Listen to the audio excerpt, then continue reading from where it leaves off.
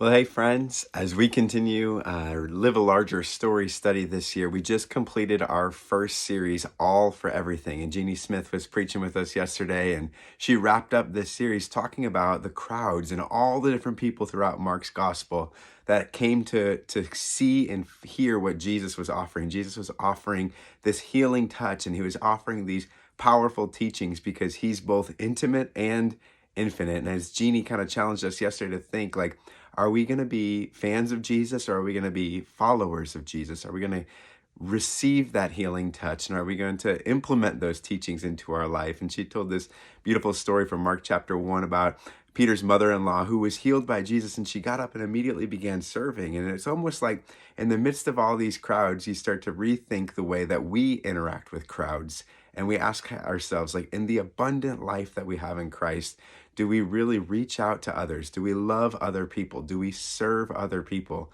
Because we're surrounded by crowds all the time. But we started this whole study thinking about what it means to be our full selves. And we can't be our full selves in a small story. And so way back at the beginning of the year, we talked about Peter and how Peter had come to believe that Jesus was the Christ. He makes that profession in Mark chapter 8. And we have to ask ourselves that question of, like, who do we think Jesus is?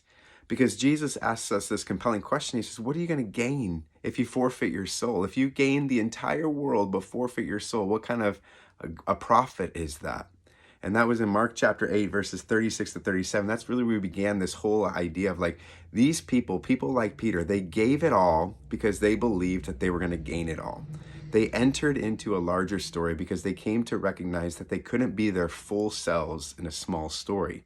And we moved into our second week talking about the 12 apostles. It wasn't just Peter who found full satisfaction in Christ. He saw that the satisfaction of following Jesus was way greater than the security that there was in his fishing business and the boats that he had. Or the sons of Zebedee had a similar situation. Or Matthew was sitting in this tax booth and he came to leave the booth to follow Jesus.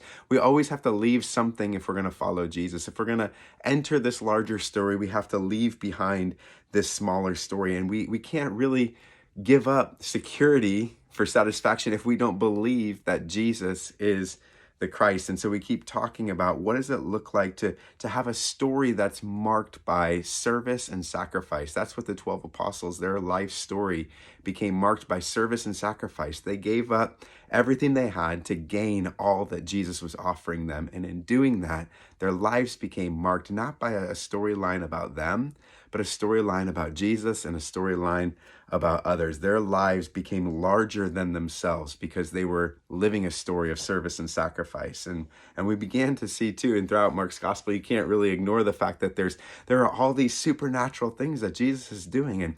And he is the author of life, and he can write a better story with our lives. Jesus has a supernatural ability to write miraculous stories out of our suffering. And we looked at all of these specific stories in the third week of our series, and all these specific stories of how Jesus came to heal and how someone was suffering and someone was struggling, and Jesus had a supernatural authority to make them well, to restore their lives, to invite them to live a larger, bigger, more beautiful story. And so when we got back to Jeannie this last weekend in our fourth week, and we were talking about how all these crowds came around Jesus, it was obvious why so many crowds were gathering around him. He was offering a healing touch. He was offering these powerful teachings, and he was asking people, do you want to be my followers?